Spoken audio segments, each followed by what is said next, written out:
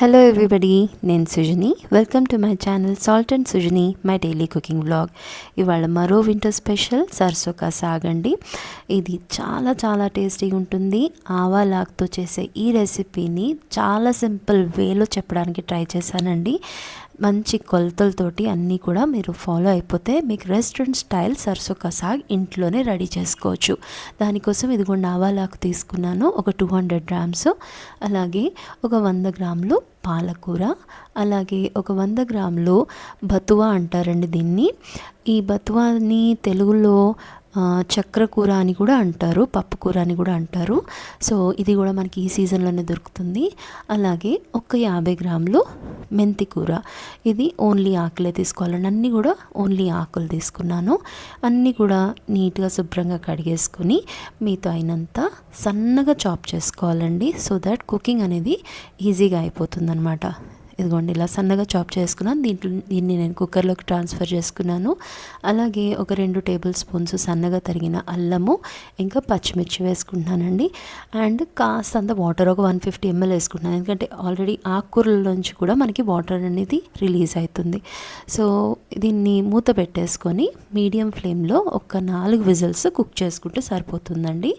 మనకి ఆకులు అనేవి మంచిగా ఉడికిపోతాయి అన్నమాట. మనకి ఈ సర్సో అనేది చాలా హెల్త్ బెనిఫిట్స్ ఉంటాయండి.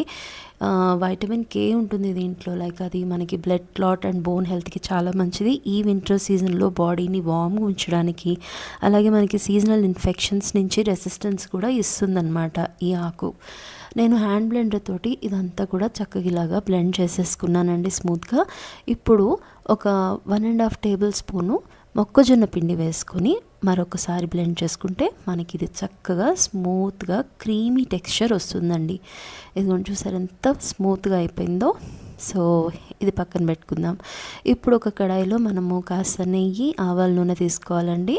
మీరు కావాలంటే కంప్లీట్గా నెయ్యిలో కూడా తాలింపు వేసుకోవచ్చు. దాంట్లోనే కాస్త ఆవాలు, జీలకర్ర, సన్నగా తరిగిన అల్లం, వెల్లుల్లి, పచ్చిమిర్చి ఒక 2 టేబుల్ స్పూన్స్ వేసుకుని అది కూడా వేగిన తర్వాత ఒక మీడియం సైజ్ ఆనియన్ని కూడా ఫైన్ చాప్ చేసుకున్నది వేసుకున్నాను. తగినంత ఉప్పు వేసుకొని ఆనియన్ కూడా మంచిగా వేగిన తర్వాత ఒక మీడియం సైజ్ టొమాటోని నేను సన్నగా చాప్ చేసి వేసుకున్నానండి. దీన్ని మనము మూత పెట్టి లో ఫ్లేమ్లో టమాటా మంచిగా మగ్గే వరకు ఉడికించుకోవాలి. ఇదిగోండి టమాటా కూడా మంచిగా ఉడికిపోయింది. తప్పకుండా చేసుకోండి రెసిపీ. ఇది మస్ట్ ట్రై రెసిపీ అండి. ఇది 1-2 మంత్స్ తర్వాత మీకు ఈ ఆకుకూర అనేది మార్కెట్లో దొరకదు. తర్వాత నేను కొంచెం ధనియాల పొడి వేసుకున్నానండి. ఆ తర్వాత ఏవైతే మ్యాష్ చేసి పెట్టుకున్నాం కదా గ్రీన్స్, ఈ ఆకుకూరలు అన్నీ కూడా దీంట్లో ఆ పేస్ట్ వేసేసుకుంటున్నాను. తగినంత ఉప్పు ఈ టైంలోనే చెక్ చేసుకోండి. అండ్ దీన్ని మూత పెట్టుకొని ఒక్క 10 నిమిషాలు మంచిగా మగ్గనిద్దాము. సో మధ్య మధ్యలో కలుపుతూ ఉండండి. ఇది రెడీ అయిపోయిందండి. ఒక చిన్న తాలింపు పెట్టుకుందాము. సో ఒక టేబుల్ స్పూన్ నెయ్యి తీసుకున్నాను. దాంట్లోకి సన్నగా తరిగిన వెల్లుల్లి, అలాగే కాస్త ఎండుమిర్చి, ఇంకా ఇంగువ. ఇది గోల్డెన్ కలర్ వచ్చే వరకు గార్లిక్ మంచిగా వేయించుకొని దీన్ని ఈ ఆకుకూర మీద లైక్ వేస్తే మనకి మంచిగా గార్నిష్ బాగుంటుంది. అలాగే ఈ గార్లిక్ కూడా నోటికి తగులుతుంటే మంచిగా ఉంటుంది.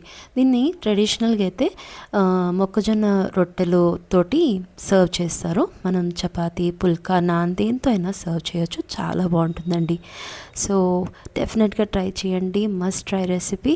అండ్ రెసిపీ నచ్చినట్లయితే లైక్ చేయండి, నా ఛానల్ని సబ్స్క్రైబ్ చేసుకోండి. మరో రెసిపీలో కలుద్దామండి. Thank you for watching.